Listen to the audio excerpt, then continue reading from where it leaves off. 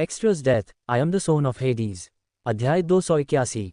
अनंत सपनों में फंसे केन ने नियो के शब्दों पर कोई प्रतिक्रिया नहीं दिखाई। उसकी शांतिपूर्ण अभिव्यक्ति नियो की पिछली गलतियों की दर्दनाक याद दिला रही थी। नियो ने अपनी मुट्ठियां भींच लीं। केन के स्थिर रूप को देखते हुए उसका जबड़ा कस गया। काश मैंने अपनी अवधारणा को तेजी से बनाया होता तो मैं तुम्हें गहरी नींद में डाल सकता था, इस सपने में नहीं जिससे तुम कभी नहीं जाग सकते। उसकी आवाज़ में पछतावा हवा में था। चुपकेन से कुछ और शब्द कहने के बाद नियो ने महसूस किया कि उसका दिल थोड़ा हल्का हो गया है। वह मुड़ा और कमरे से बाहर चला गया। दरवाज़ा बंद होते ही उसके पीछे हल्की धुंध घूम गई। नियो छाया में चला गया और अपनी उपस्थिति छिपाते हुए गायब हो गया। शैडो मूवमेंट स्पेल ने उसे एसोसिएशन मुख्यालय में बेरोक-टोक घूमने की अनुमति दी। पिछले कुछ वर्षों में मुख्यालय का आकार काफ़ी बढ़ गया था। ऊपर ऊंची मीनारें फैली हुई थीं जो झिलमिलाते पुलों से जुड़ी हुई थीं। अंदर अनगिनत लोग उद्देश्यपूर्ण ढंग से आगे बढ़ रहे थे, उनकी आवाज़ें लगातार तात्कालिकता की गुनगुनाहट में घुल मिल रही थीं। दुनिया के अंत तक शेष समय 8 घंटे 17 मिनट 59 सेकंड। अरेस और एथेना अपनी टीम के साथ वापस लौटे। उनके आगमन पर विजयी जयकारे लगे। वे 5 सम्राटों को हराने में सफल रहे थे। जब खबर फैली कि 4 आपदाओं में से 3 को सफलतापूर्वक मोड़ दिया गया है तो एसोसिएशन में उत्सव का माहौल छा गया। टाइफॉन, बरमूडा त्रिभुज, 5 सम्राट और चंद्रमा, वे 4 आपदाएं थीं जो दुनिया का अंत ला सकती थीं या इससे भी बदतर, बाहरी लोगों के दूत को धरती पर बुला सकती थीं। नियो ने अवर्णनीय भाव से छाया से देखा और फिर मुड़कर चला गया। दुनिया के अंत तक शेष समय 2 घंटे 38 मिनट 19 सेकंड। नियो छत पर अकेला खड़ा था। रात का आसमान उसके ऊपर अंतहीन रूप से फैला हुआ था। तारे दूर की यादों की तरह चमक रहे थे और ठंडी हवा नीचे से मस्ती की हल्की आवाज़ें लेकर आ रही थी। दरवाज़ा खुला और गया अंदर आए। उसके कदम अस्थिर थे। उसने शराब की आधी खाली बोतल ली और नियो के कंधे पर जोर से झुक गई। उसके गाल शराब के प्रभाव से लाल हो गए। अच्छी खबर है, उसने एक तरफा मुस्कान के साथ कहा। ज़्यूस चंद्रमा के साथ अपनी बातचीत में सफल रहा। नियो ने एक भान उठाए लेकिन जवाब नहीं दिया। गया और भी झुक गई, लगभग उसके खिलाफ गिर गई। उसकी नशे की हालत में उसके शब्द लड़खड़ा गए और उसकी सामान्य तीक्ष्णता फीकी पड़ गई। हमने ये कर दिखाया, उसने बुदबुदाया। उसके होठों से एक हल्की हिचकी निकल रही थी। हमने सभी 4 आपदाओं को रोक दिया। उसने नकली टोस्ट में अपनी बोतल उठाने की कोशिश की लेकिन नियो ने आह भरी और छाया राक्षसों को उसके लिए कुर्सी के रूप में काम करने के लिए बुलाया। उसके नीचे अंधेरे रूप एकत्रित हो गए, धीरे से उसे ऊपर उठाया। तुम क्या कर रहे हो? आओ मेरे साथ पियो, उसने बोतल को उसकी दिशा में लहराते हुए चिढ़ाते हुए कहा। नियो ने उसे अनदेखा किया और उसके दूसरे हाथ में पकड़े हुए दस्तावेज ले लिए। उसकी आंखों ने पन्नों को स्कैन किया जिसमें ज़्यूस के चंद्रमा के साथ सौदे का विवरण था। चंद्रमा ने अपनी सतह पर बसने के लिए मानव बसने वालों की मांग की थी, जिनमें से 80% महिलाएं थीं। अनुरोध विचित्र था, लगभग हास्यास्पद, लेकिन ये समझौते का हिस्सा था। नियो, नियो, गया ने उसकी शर्ट को खींचा, मुँह सिकोड़ने की कोशिश की लेकिन उभरती हुई हंसी को छिपाने में असफल रही। चलो पार्टी करते हैं। गया, नियो की आवाज़ ठंडी थी लेकिन उसकी कांपती आंखों ने उन भावनाओं को प्रकट कर दिया जिन्हें वह छिपाने की कोशिश कर रहा था। क्या तुम भी हार मान रहे हो? गया स्तब्ध रह गई। उसकी नशे में धुत खुशी थोड़ी कम हो गई जब उसने उसकी नज़रों से मुलाकात की। नियो के लिए यह दर्दनाक रूप से स्पष्ट था, दुनिया का अंत रोका नहीं गया था। टाइमर अभी भी चल रहा था। दुनिया के अंत तक बचा हुआ समय 2 घंटे 37 मिनट 42 सेकंड। अब ये स्पष्ट है कि 4 आपदाएं बाहरी लोगों के दूत को बुलाने के लिए जिम्मेदार नहीं होंगी, नियो ने कहा। हमें अपना ध्यान पुनः निर्देशित करने की आवश्यकता है। मुझे पता है। गया की आवाज़ स्पष्ट थी। कुछ क्षण पहले उसने जो नशे में गाली दी थी उससे मुक्त थी। उसका अभिनय एक पल के लिए विलीन हो गया जिससे एक तीखी स्पष्टता प्रकट हुई। फिर उतनी ही तेजी से उसने अपने चंचल नशे में धुत व्यवहार को फिर से शुरू कर दिया। लेकिन हमने अपना सर्वश्रेष्ठ किया। ऐसा नहीं है कि हम अब कुछ कर सकते हैं, इसलिए बेहतर है कि हम अपना आनंद लें। उसने बोतल से एक और घूंट लिया और धीरे से हंसी। दुनिया के अंत तक बचा हुआ समय 5 मिनट 23 सेकंड। नियो एक अस्पष्ट नज़र के साथ स्थिर खड़ा था। उसकी आंखें तारों वाले आकाश पर टिकी हुई थीं। उनकी ठंडी रोशनी उसकी दूर की निगाह में प्रतिबिंबित हो रही थी। हवा की ठंडक उसकी त्वचा को छू रही थी लेकिन वह स्थिर रहा, छत की बाड़ के सहारे झुका हुआ था। काश मैं पिता से मदद मांग पाता, उसने कड़वाहट से सोचा। पाताल लोक तक पहुंचने के उसके असफल प्रयास की याद सामने आई। उसने सब कुछ विफल होने पर अंडरवर्ल्ड के भगवान से हस्तक्षेप करने का अनुरोध करने की योजना बनाई थी, लेकिन उसे दर्शकों से मिलने का मौका भी नहीं मिला। इससे पहले कि वह सभी शुरुआत के जंगल को छोड़ सके और उस जगह में प्रवेश कर सके जहां ग्रिम रीपर्स और उसके पिता रहते थे, अंडरवर्ल्ड को सील कर दिया गया था। दुनिया के अंत तक बचा हुआ समय 49 सेकंड। हे, तुम बिल्कुल ज़्यूस की तरह हो, तुम्हें पता है। गैया की आवाज़ ने उसके विचारों को तोड़ दिया। नियो ने मुड़कर नहीं देखा। उसका ध्यान रात के आसमान पर रहा। अपनी असावधानी का उपयोग करते हुए गैया करीब आ गई और उसकी ठंडी उंगलियां उसके गाल को छू गईं। उसकी चंचल आवाज़ फीकी पड़ गई। उसे पता था कि नियो चाहे कुछ भी करे, वह शराब नहीं पिएगा। पूरी तरह से दिखावा छोड़कर वह अपनी हमेशा की तरह शांत, गंभीर आवाज़ में बोली। ज़्यूस को लगता है कि हमला अंतरिक्ष से होगा, इसलिए वह अभी भी चांद पर है। नियो ने हार मान ली। उसकी सांस ठंडी हवा में धुंध बन गई। जैसा कि उम्मीद थी, उसने बड़बड़ाया। कोई कारण था कि उसने चांद को खुद संभालने पर जोर दिया। गया ने सिर हिलाया, उसके बगल में कदम रखा। उसकी अभिव्यक्ति अस्पष्ट थी। उसने हार नहीं मानी है। वह अंतरिक्ष में बाहरी लोगों के दूत को रोकने की योजना बना रहा है, इससे पहले कि वह पृथ्वी पर पहुंचे। वह अकेले ऐसा नहीं कर सकता। नियो की आवाज़ दृढ़ थी। ज़्यूस को लगा कि बाहरी लोगों का दूत अंतरिक्ष से आएगा, इसलिए वह वहां था। मैंने उससे भी यही कहा था, गया ने जवाब दिया। लेकिन उसने कहा कि वह ऐसा करेगा, भले ही इसके लिए उसे अपनी जान देनी पड़े। नियो की पकड़ पैरापेट पर मजबूत हो गई। तनाव के कारण उसकी उंगलियां सफ़ेद हो गईं। ज़्यूस का अहंकार बेमिसाल था, लेकिन उसका दृढ़ संकल्प भी बेमिसाल था। वह अपराध बोध से ग्रस्त था, एक ऐसा अपराध बोध जिसे उसने बहादुरी और अडिग ताकत से छुपाया था। उसने उन सभी पर हमला किया जिन्होंने सर्वनाश में अपनी बहन की भूमिका का उल्लेख करने की हिम्मत की। लेकिन हालांकि उसने इसे नहीं दिखाया, लेकिन दुनिया को बचाने के लिए उसका जुनून ये सुनिश्चित करना था कि कोई भी उसकी बहन की आलोचना न करे। और अब वह चंद्रमा पर अकेला खड़ा था, जो पृथ्वी की पहली और शायद अंतिम रक्षा पंक्ति थी। दुनिया के अंत तक शेष समय 10 सेकंड। नियो ने शांत नज़र से उल्टी गिनती पर नज़र डाली। 9 सेकंड। ऊपर के तारे शांत रहे, जमीन पर हो रही उथल पुथल से बेखबर। 6 सेकंड। हवा गरज रही थी, जो अपने अंतिम क्षणों में डूबे लोगों की दूर से जयकार और हंसी लेकर आ रही थी। 4 सेकंड। नियो ने धीरे से सांस छोड़ी, अपनी इंद्रियों को केंद्रित किया। 3 सेकंड। गया चुपचाप उसके पास खड़ी थी। उसकी अभिव्यक्ति में आशा और भय का मिश्रण था। 2 सेकंड। नियो की छाया अस्वाभाविक रूप से टिमटिमा रही थी, मानो उसके बढ़ते तनाव पर प्रतिक्रिया कर रही हो। 1 सेकंड। एक सांस ने सन्नाटे को भर दिया। उल्टी गिनती समाप्त। नियो ने अपनी इंद्रियों का विस्तार किया, दुनिया में किसी भी बदलाव, किसी भी लहर के लिए आसपास के वातावरण को स्कैन किया जो उनके विनाश का संकेत दे रहा था। उसकी धारणा दूर दूर तक फैली हुई थी, लेकिन कुछ नहीं हुआ। सितारों ने आकाश में अपना शांत नृत्य जारी रखा। हवा अभी भी उसके कोट के माध्यम से बह रही थी। नीचे एसोसिएशन के सदस्य अपनी मौज मस्ती जारी रखते थे। कुछ भी नहीं बदला, गया ने चुप्पी तोड़ते हुए फुसफुसाया। उनकी आंखें मिली, दोनों सतर्क अनिश्चितता से भरी हुई थीं। शायद दी डे वास्तव में बंद हो गया, उसने झिझकते हुए कहा। क्योंकि हमने 4 आपदाओं को हरा दिया। नियो ने तुरंत जवाब नहीं दिया। शायद तुम सही हो, नियो ने कुछ सेकंड बाद कहा। उसकी आवाज़ में बेचैनी का हल्का सा भाव था। उसने अपनी आंखें बंद कर लीं और आसपास के माहौल में किसी भी तरह के बदलाव को महसूस करने की कोशिश की। छत पर भयानक सन्नाटा था, दूर से पत्तों की सरसराहट और नीचे शहर के शोर की हल्की सी गूंज के अलावा। मिनट बीत गए और कुछ नहीं हुआ। जैसे ही वह राहत की सांस लेने वाला था, गया खांसी। उसकी खांसी हिंसक हो गई।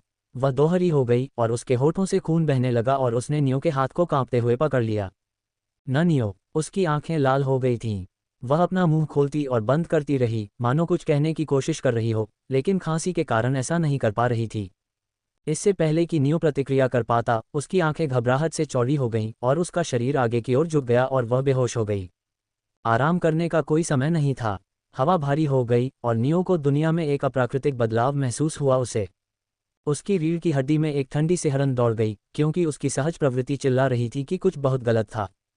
दिव्य ऊर्जा हवा से गायब हो गई। नियो ने बड़बड़ाया, उसकी आवाज़ मुश्किल से सुनाई दे रही थी। छत के दरवाजे एक तेज धमाके के साथ खुले, लकड़ी के टुकड़े फर्श पर बिखर गए।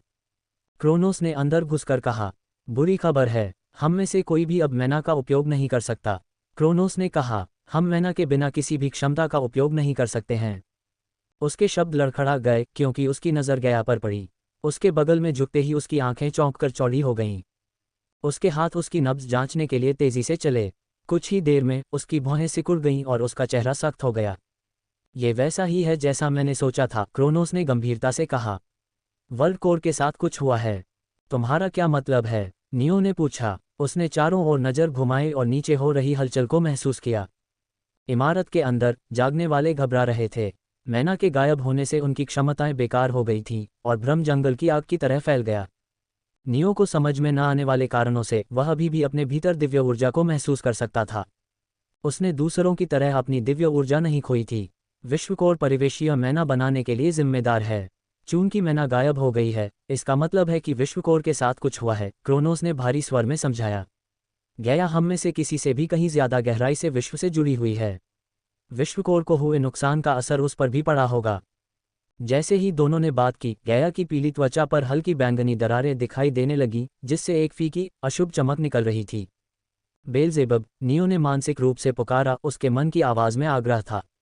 यहाँ वापस आओ, जल्दी करो। कैटरपिलर आत्मा, वर्षों की चुप्पी के बाद नियो की आवाज सुनकर चौंक गई। उसके स्वर में आग्रह को महसूस करने से पहले थोड़ी देर के लिए झिझकी।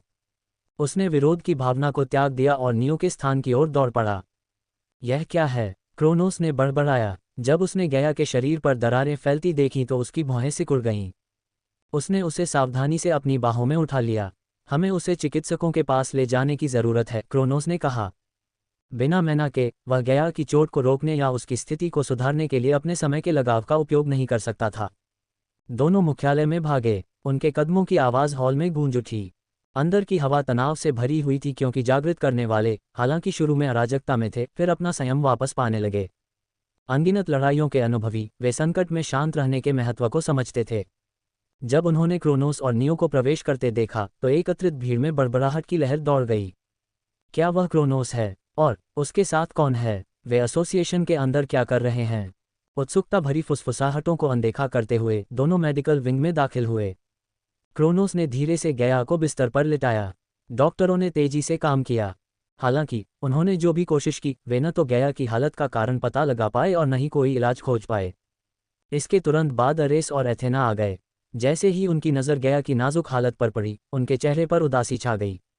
मेडिकल रूम की मंद रोशनी उनके दिलों में छिपी गहरी चिंता को दर्शा रही थी। घंटों बाद एसोसिएशन मुख्यालय में मौजूद सबसे उच्च रैंक वाले जागरूक लोगों ने एक आपातकालीन बैठक बुलाई। कमरे में तनाव साफ देखा जा सकता था, जो तूफानी बादल की तरह घना था। जब उन्होंने नियो को अपने बीच देखा तो उनमें से कई ने असहज नजरों का आदान प्रदान किया। उसकी उपस्थिति एक आश्चर्य और रहस्य दोनों थी। हालांकि उन्होंने अपने संदेहों को अपने तक ही सीमित रखा, क्योंकि उन्हें पता था कि इस तरह के सवालों का ये सही समय नहीं है। बैठक घंटों तक चली, क्योंकि क्रोनोस ने गंभीर चेहरे वाली सभा को स्थिति के बारे में बताया। सारांश संक्षिप्त और सीधा था। माना कुछ घंटे पहले पृथ्वी से गायब हो गई थी। गया ने ठीक उसी क्षण चेतना खो दी थी। समूह ने आपातकालीन निकासी पर तुरंत सहमति व्यक्त की। नागरिकों को सबसे खराब स्थिति के लिए डिजाइन किए गए किलेबंद बंकरों में स्थानांतरित किया जाना था। बनकर बेकार हैं। अगर दुनिया नष्ट हो रही है तो कोई भी जगह सुरक्षित नहीं है। कमरे में मौजूद हर व्यक्ति ने एक ही गंभीर विचार साझा किया, लेकिन किसी ने भी इसे जोर से कहने की हिम्मत नहीं की। ठीक एक दिन बाद नियो ने बेलजेबब के आगमन को महसूस किया। मुख्यालय के चारों ओर की हवा में पूर्वाभास भरा हुआ था, क्योंकि नियो उससे मिलने के लिए बाहर निकला था। आसमान बादलों से घिरा हुआ था, एक हल्का भूरा रंग जो दुनिया की बढ़ती बेचैनी को दर्शाता था। दूर दूर तक जमीन हिंसक रूप से कांपने लगी और फिर अपने आप ढह गई। धरती को हिला देने वाली गर्जना के साथ एक विशालकाय कीड़ा जमीन से बाहर निकला, जिसका खंडित शरीर एक अलौकिक चमक के साथ चमक रहा था। जीव सिकुड़ने से पहले हवा में मुड़ गया। उसका विशाल रूप ढह गया और एक छोटे से कैटरपिलर में बदल गया जो छोटी उंगली से भी बड़ा नहीं था। बेलजेबब ने नियो की फैली हुई हथेली पर धीरे से उतरा। इतने कम समय में वापस आने के लिए धन्यवाद, नियो ने कहा। उसकी आवाज़ नर्म लेकिन आभारी थी। उसने प्रशंसा के भाव में बेलजेबब के सिर के ऊपर रगड़ा। कैटरपिलर ने एक छोटी, चंचल कराह निकाली। हालांकि उसने शुरू में नाराज होने का नाटक करने की योजना बनाई थी। स्नेह ने उसके दिखावे को पिघला दिया और वह नियो के हाथ में खुशी से मचल उठा। नियो की अभिव्यक्ति गंभीर हो गई, क्योंकि उसने जल्दी से बातचीत को व्यवसाय की ओर मोड़ दिया। हम उत्तरी ध्रुव जा रहे हैं, उसने घोषणा की। क्यों? बेलजेबब ने अपना छोटा सिर झुकाया। विश्व समय मंत्र सक्रिय नहीं किया जा सकता क्योंकि मैना गायब हो गई है, लेकिन मैं अभी भी अपनी दिव्य ऊर्जा का उपयोग कर सकता हूं। इसलिए नियो को विश्वास था कि वह विश्व समय मंत्र सक्रिय कर सकता है, कम से कम सैद्धांतिक रूप से। व्यवहारिक रूप से 30-50 साल पहले दर्जनों लोगों को भेजने में सक्षम मंत्र को डालने के लिए आवश्यक ऊर्जा उसके पास नहीं थी। यह एक ऐसी समस्या थी जिसका सामना उसे समय आने पर करना था। नियो ने बिना किसी देरी के अपने शैडो मूवमेंट मंत्र को सक्रिय किया। उसने अपने रक्तरेखा डिबफ को हटा दिया और अपने आशीर्वाद को सक्रिय किया। उसकी गति तेजी से बढ़ी और पलक झपकते ही उसने उजाड़ परिदृश्य को तेज गति से काटते हुए उत्तर की ओर अपनी यात्रा शुरू कर दी।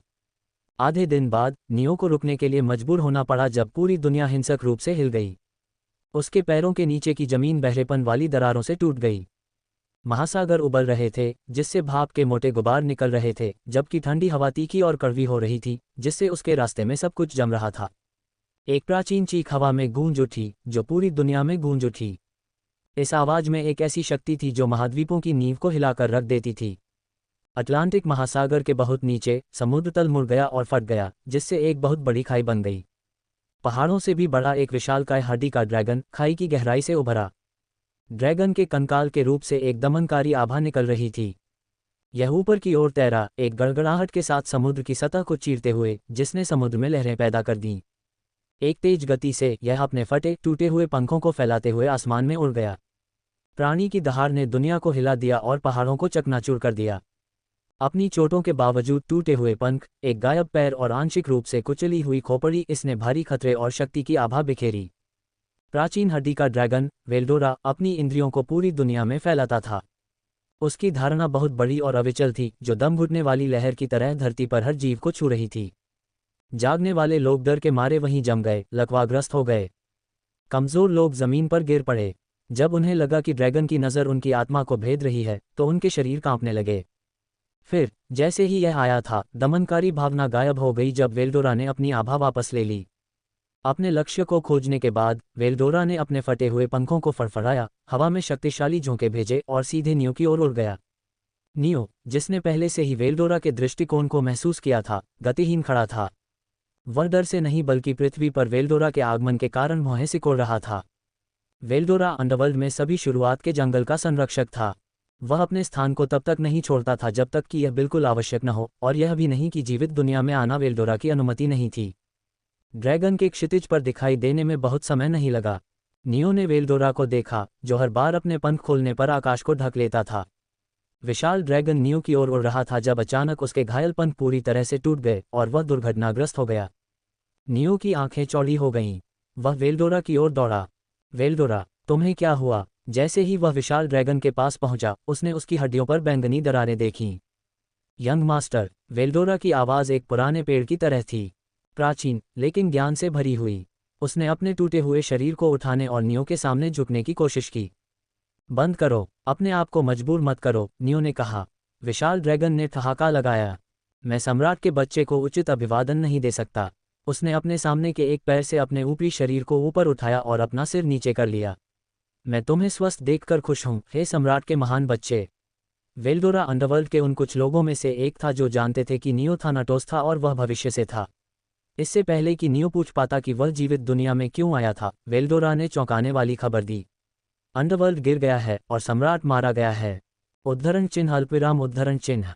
नियो का दिमाग खाली हो गया। वह वेल्डोरा के शब्दों का अर्थ नहीं समझ पाया। अंडरवर्ल्ड का देवता, सम्राट जो प्राचीन काल से परलोक को देखता था, गिर गया था। वेल्डोरा ने निराशा से हंसते हुए कहा, मुझे खेद है। उसने अपना सिर और नीचे कर लिया। हम सम्राट की रक्षा नहीं कर सके। मैं यहाँ तुम्हें आने वाले खतरे से आगाह करने आया हूँ। हेड्स ने अंडरवर्ल्ड को सील कर दिया था ताकि यह सुनिश्चित हो सके कि वे जीवित दुनिया में न आ सकें। नहीं, ये केवल आधा सच था। अंडरवर्ल्ड को सील करने का असली कारण नियो की रक्षा करना था। हेड्स और ग्रिम रीपर्स नहीं चाहते थे कि नियो ऐसी लड़ाई में भाग ले जो उसे खतरे में डाल सकती थी। लेकिन वे हार गए थे, वह भी बहुत ही आसानी से। मुझे खेद है, वेल्डोरा ने फिर से अपने शब्दों को दोहराया, उसकी आवाज़ घुट रही थी। मेरे अस्तित्व का एकमात्र कारण आपकी रक्षा करना था, लेकिन मैं आपसे पहले जा रहा हूँ। ऐसा लग रहा था जैसे नियो हड्डी के ड्रैगन के चेहरे पर बहते आंसू देख सकता था। उसकी आवाज़ में पछतावा साफ था। कृपया जीवित रहें, युवा स्वामी। नियो की आंखों के सामने वेल्डोरा धूल में मिल गया। ये केवल उसका शरीर नहीं था जो नष्ट हो गया था, उसकी आत्मा और उसके अस्तित्व का बीज, किसी के अस्तित्व का मूल भी गायब हो गया। वेल्डोरा की असली मौत हो गई थी। उसके अस्तित्व के बीज को मिटा दिए जाने के बाद उसे पुनर्जीवित नहीं किया जा सकता था, यहाँ तक कि हेड्स द्वारा भी नहीं। वेल्डोरा पूरी तरह से मिटा दिया गया था। नियो ने एक खाली चेहरे के साथ यंत्रवत सोचा। वह जानता था कि कौन इस तरह की उपलब्धि हासिल करने में सक्षम है। मानो संकेत पर दुनिया फिर से हिल गई। शहरों जितने चौड़े विशालकाय खंभे पूरी दुनिया में जमीन से उभर आए। वे एक घिनौनी उपस्थिति उत्सर्जित कर रहे थे। उनकी बैंगनी सतह अपरिचित राक्षसों के सड़े हुए मांस के जाल की तरह लग रही थी। खंभे हिल गए, उन्होंने एक कान फाड़ने वाली आवाज निकाली और अचानक उनकी सतहों पर सैकड़ों आंखें खुल गईं। आंखें इधर उधर बेतरतीब ढंग से देख रही थीं। नियो को लगा जैसे उसकी आंखों में आग लग गई हो जब उसने अपने पास खंभे पर एक आंख की नज़र देखी। उसकी आंखों से खून बहने लगा और उसके सिर में तेज दर्द हुआ। उसके चारों ओर की हवा भारी और दमनकारी हो गई, एक मोटी घिनौनी बदबू से भर गई जो उसकी त्वचा से चिपकी हुई लग रही थी। एक बार जीवंत आसमान गहरे बैंगनी बादलों के एक भंवर में बदल गया जो अशुभ बिजली चमका रहा था। शून्य तुम्हें भ्रष्ट करता है। उसकी त्वचा फटने लगी और उसका अस्तित्व का बीज कांपने लगा। उसके नीचे की जमीन टूट गई जिससे एक भयानक बैंगनी रोशनी निकल रही थी। नियो ने महसूस किया कि उसके आसपास की जीवित उपस्थितियां असहाय होकर मर रही हैं। मदद की चीखें उसके कानों में गूंजने लगीं, लेकिन इससे पहले कि वह हिल पाता, वे जीवित उपस्थितियां बिना किसी उम्मीद के बुझ गईं। स्तंभों से एक साधारण नज़र ने उन्हें मार डाला। मानसिक हमलों के कारण जीवित प्राणी फट गए या नज़रों से भ्रष्टाचार ने उन्हें मिटा दिया। शून्य तुम्हें भ्रष्ट करता है। नियो के सबसे नज़दीकी खंभे पर आंखें उसके आसपास के सभी लोगों को मारने के बाद उसकी ओर मुड़ गईं। उनकी केंद्रित निगाहों के नीचे नियो के दिमाग पर हमला करने वाला दर्द कई गुना बढ़ गया। उसका दिमाग गड़बड़ होने लगा और उसकी नाक से खून निकलने लगा। लेकिन बस इतना ही, मानसिक हमले नियो को मारने में सक्षम नहीं थे। उसने पूरी इच्छाशक्ति के साथ उनका सामना किया। विशाल विचित्र स्तंभ हिंसक रूप से कांप उठा मानो नियो की अवज्ञा से क्रोधित हो गया हो। इसने सड़ी हुई मांस जैसी सामग्री के टुकड़े गिराना शुरू कर दिया। इसकी सतह पर हजारों मुंह खुले, एक बहरा कर देने वाली कर्कश ध्वनि निकली। उन्होंने अनगिनत कीड़े उगले जो नियो की ओर बढ़े, अपने रास्ते में आने वाली हर चीज को खा गए। जिस इलाके को उन्होंने खाया वह बेजान धूल में बदल गया, जिससे धरती पर बंजर राख के रंग के निशान रह गए। जब नियो ध्यान लगाने और मानसिक हमलों से बचने में व्यस्त था, तब बेल्ज़ेबब नियो की रक्षा के लिए अपनी जेब से बाहर आया। उसने समय को निगलना शुरू कर दिया।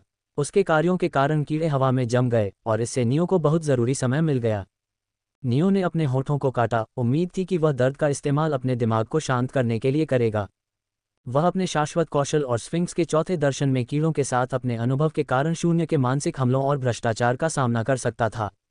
हालांकि चौथे दर्शन में वह जिस शरीर में रहता था वह उसके वर्तमान शरीर से कहीं अधिक मजबूत था, इसलिए उसे बाहरी लोगों के देवदूत के मानसिक हमले से उबरने में समय लगा। शून्य आपको भ्रष्ट करता है। नियो के दिमाग में दर्द बढ़ गया, लेकिन अब वह हिल सकता था। उसने अपने दांत भींचे और उत्तरी ध्रुव की ओर भागते हुए मुड़ गया। शून्य आपको भ्रष्ट करता है। नियो की त्वचा पर बैंगनी दरारें दिखाई देने लगी, बिल्कुल जमीन और उसके आसपास की वस्तुओं की तरह। दरारों से एक हल्की बीमार चमक निकल रही थी जो लयबद्ध रूप से धड़क रही थी, मानो जीवित हो। इससे पहले कि दरारें उसके शरीर के बाकी हिस्सों में फैलती, उसने भ्रष्ट हिस्सों को काट दिया। उसने आंशिक तीसरे चरण के आशीर्वाद को सक्रिय किया और अपने घावों को फिर से ठीक किया। वह जहां भी मुड़ता, कीड़े उसके रास्ते में आ जाते। उनके तड़पते विचित्र शरीर लगातार छटपटाते, एक हल्की गीली आवाज निकालते जिससे उसका पेट मचल उठता। उसने उन पर वार किया, लेकिन उसके हमलों से कोई नुकसान नहीं हुआ। वह जो सबसे अच्छा कर सकता था वह था कीड़ों को दूर धकेलकर रास्ता साफ करना। शून्य आपको भ्रष्ट करता है। अल्पविराम एसोसिएशन मुख्यालय, तुर्की। आसमान पर काले बादल छाए हुए थे जो परिदृश्य पर एक अशुभ छाया डाल रहे थे। एसोसिएशन भवन के चारों ओर मांसल द्रव्यमान के 5 विचित्र स्तंभ थे। उनकी सतहें इस तरह धड़क रही थीं मानो वे जीवित हों। शक्तिशाली मानसिक हमलों के कारण कई जागृत लोगों के सिर फट गए थे। कई दर्जन और लोग पीड़ा में तड़प रहे थे। बैंगनी दरारें उनकी त्वचा पर एक घातक प्लेग की तरह फैल गई थीं। मुख्यालय के अंदर अरेस और एथेना ने अथक परिश्रम किया। उनसे निकलने वाली पवित्र आभा मंद मंद चमक रही थी। 2 जागृतिकर्ताओं ने घायल जागृतिकर्ताओं के दर्द को कम करने की पूरी कोशिश की। हालांकि वे मन का उपयोग नहीं कर सकते थे, फिर भी उनकी अवधारणाएं काम कर रही थीं। आखिरकार अवधारणाएं दुनिया के नियमों में हेरफेर कर सकती थीं। हालांकि मन की अनुपस्थिति ने एक अवधारणा की शक्ति को बहुत कमजोर कर दिया।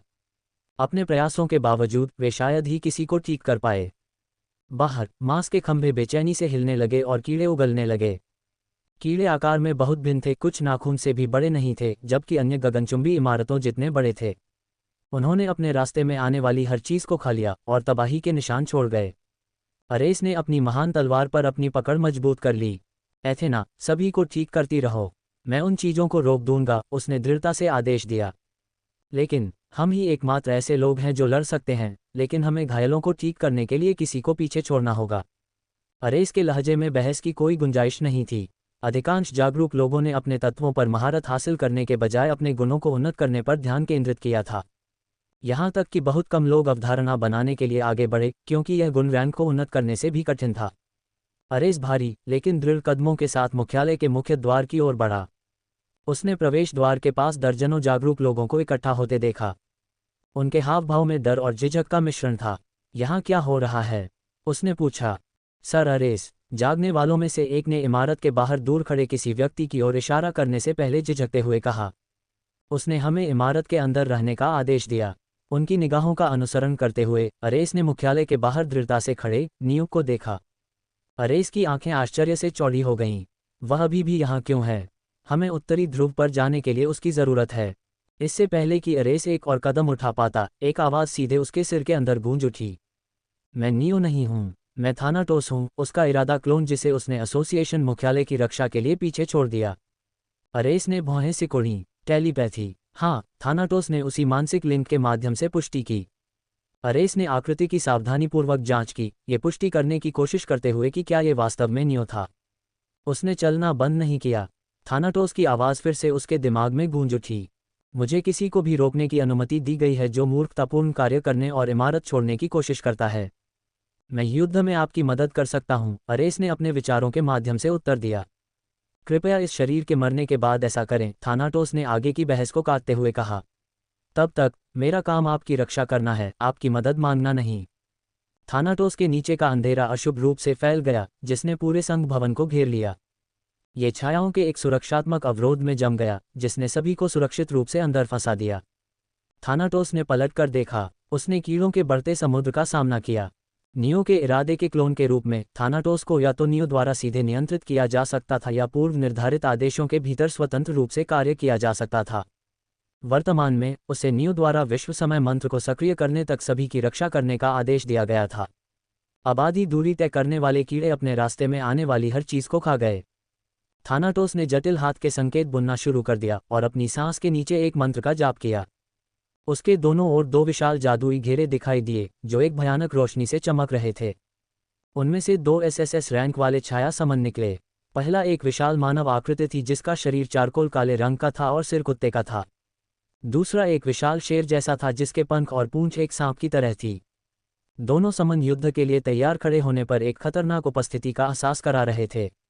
उन चीजों को बंद करो, थानाटोस ने आदेश दिया। शेर के आकार का छाया समन कीड़ों के समुद्र में कूदने से पहले भयंकर रूप से दहाड़ता था, क्रूरता के साथ हमला करता था। मानव समूह ने अपनी भुजाएं ऊपर उठाईं। इसने बड़े बवंडर पैदा किए जो कीड़ों को उनकी घूमती हुई गहराई में खींच ले गए। समन के बेहतरीन प्रयासों के बावजूद थानाटोस की आंखें काली पड़ गईं। ये काम नहीं कर रहा है, उसने गंभीरता से सोचा। शेर के आकार का छाया समन कुछ ही सेकंड में अभिभूत और नष्ट हो गया। इस बीच बवंडर ने केवल अस्थायी रूप से कीड़ों की प्रगति को रोका और कोई स्थायी नुकसान नहीं पहुंचाया। थानाटोस को इसकी उम्मीद थी। यद्यपि छाया समन एसएसएस रैंक वाले जागृतकों के समान ही शक्तिशाली थे, फिर भी वह जानता था कि वे कीड़ों को नुकसान पहुंचाने के लिए पर्याप्त शक्तिशाली नहीं थे। उनका एकमात्र काम समय खरीदना था। कृपया जल्दी करो, नियो। मैं इन चीजों को ज्यादा देर तक नहीं पकड़ सकता।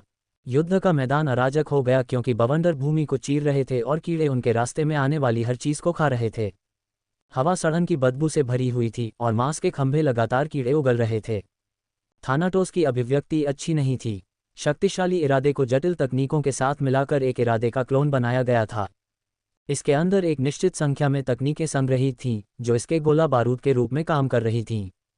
एक बार जब एक इरादे वाले क्लोन की तकनीकें समाप्त हो जाती थीं या उसे अपूरणीय क्षति पहुंचती थी, तो उसका अस्तित्व समाप्त हो जाता था। अगर थानाटोस लंबे समय तक टिकना चाहता था तो उसे अपनी तकनीकों का संयम से इस्तेमाल करना पड़ता था। अचानक छाया समन के शरीर पर बैंगनी दरारें फैलने लगीं।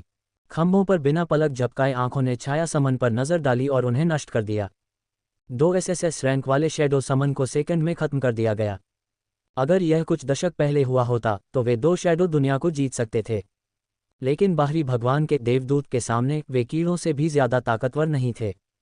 थानाटोस ने अपनी तलवार को कसकर पकड़ लिया। उसके चारों ओर लाल बिजली चमकने लगी, जिससे युद्ध का मैदान रोशन हो गया और आसमान और भी काला हो गया। उसने काले बवंडर बुलाए जो नकली वायु तत्वों से बने थे, पूरे देश में फैल गए, जिससे उनके रास्ते में आने वाले कीड़ों को कुछ समय के लिए रोक दिया गया। थानाटोस ने लड़ाई में प्रवेश किया। उसने कीड़ों पर वार किया और बड़े पैमाने पर हमले किए। हालांकि उसके प्रयासों से कोई नुकसान नहीं हुआ। जैसे जैसे लड़ाई आगे बढ़ी, थानाटोस के शरीर पर बैंगनी दरारें पड़ने लगीं। नियो के विपरीत उसके पास उपचार करने की क्षमता नहीं थी। नियो के पास जो शारीरिक शक्ति और आशीर्वाद था, उसे इंटेंट क्लोन में संग्रहित नहीं किया जा सकता था। थानाटोस के पास इंटेंट क्लोन होने के कारण कमज़ोर सुरक्षा थी। उस समय ये सुरक्षा और कमज़ोर हो गई थी क्योंकि नियो ने थानाटोस को 2 इंटेंट क्लोन में विभाजित कर दिया था, जिसमें से एक को जैक और एम्मा को बचाने के लिए भेजा गया था, जबकि दूसरे ने एसोसिएशन मुख्यालय की रक्षा की थी। थानाटोस के निरंतर प्रतिरोध को देखते हुए खंभे फिर से कांपने लगे, मानो वे क्रोधित हो गए हों। तुरंत थानाटोस के शरीर पर बैंगनी रंग की दरारें फैलने लगीं। उसका पैर गहरे धुंध के विस्फोट में फट गया। उसके अंग के अचानक कट जाने से उसका संतुलन बिगड़ गया और कीड़ों ने इस अवसर का फायदा उठाया। एक बहुत बड़ा कीड़ा उस पर झपटा। उसके खुले मुंह ने उसके ऊपरी शरीर को चीरने का लक्ष्य बनाया। थानाटोस प्रतिक्रिया करने में बहुत देर कर चुका था। आखिरी सेकंड में क्रोनोस उसके बगल में दिखाई दिया और उसका हाथ पकड़ लिया। पलक झपकते ही दोनों सुरक्षित दूरी पर चले गए। तुम बाहर क्यों हो? थानाटोस ने बैसाखी की तरह अपनी तलवार पर झुकते हुए शांति से पूछा। आपकी मदद करने के लिए, क्रोनोस ने जवाब दिया। उसने अंतरिक्ष तत्व की अपनी अवधारणा का उपयोग करके खुद को और अरेस को एसोसिएशन बिल्डिंग के बाहर टेलीपोर्ट किया था। मुझे आपकी चोट देखने दो, अरेस ने कहा और करीब आकर कहा। ये ठीक है, थानाटोस ने बीच में टोका। इस शरीर में भौतिक पदार्थ है, लेकिन ये जीवित शरीर नहीं है। इसे पवित्र या जीवन तत्वों से ठीक नहीं किया जा सकता है। तो मुझे करने दो, क्रोनोस ने दृढ़ता से कहा। उसने समय तत्व की अपनी अवधारणा को सक्रिय किया, जिससे थानाटोस की चोट पर समय का प्रवाह उलट गया। नष्ट हुआ अंग इस तरह से फिर से बन गया जैसे कि उसे कभी नुकसान ही न पहुंचा हो। देखो, हम मदद कर सकते हैं। इसकी कोई ज़रूरत नहीं है। क्रोनोस के वाक्य पूरा करने से पहले ही एक कीड़ा ने अचानक हमला कर दिया। उसके विशाल जबड़े दब गए और एक पल में क्रोनोस के पूरे शरीर को काट डाला। क्रोनोस की लाश का जो कुछ बचा था वह बेजान होकर एक तरफ गिर गया। थानाटोस की निगाहें तेजी से घूम गईं। क्रोनोस द्वारा उसे ठीक किए जाने के दौरान अरेस को उन्हें ढकना था, लेकिन वह भी मर गया। अरेस उन्हें चेतावनी देने से पहले ही मारा गया। शोक मनाने का समय नहीं था। कीड़े चारों ओर से घिर गए। उनके विचित्र रूप लगातार तड़पते और हिलते रहे। ये जानते हुए कि वे थानाटोस को खत्म किए बिना मनुष्यों से भरी इमारत में घुस नहीं सकते, उन्होंने बिना रुके उस पर हमला कर दिया। अल्पविराम। सवेज एक्सपेंस नष्ट। जैक ने अपनी जुड़वां तलवारों पर अपनी पकड़ मजबूत कर ली, क्योंकि उसने कीड़ों के झुंड को देखा। उनके विचित्र रूपों को देखने मात्र से ही उसे सिरदर्द होने लगा। एम्मा उसके बगल में खड़ी थी। उसने एक कर्मचारी को बुलाया जो एक स्पंदित छायादार आभा के साथ चमक रहा था। उनके ऊपर का आकाश अंधेरे में डूबा हुआ था। योजना पर टिके रहो, जैक ने कहा। उसकी आवाज़ तीखी और स्थिर थी। मैं बड़े लोगों को संभाल लूंगा, उन्हें मुझसे दूर रखो, एम्मा ने सिर हिलाने के बाद कहा।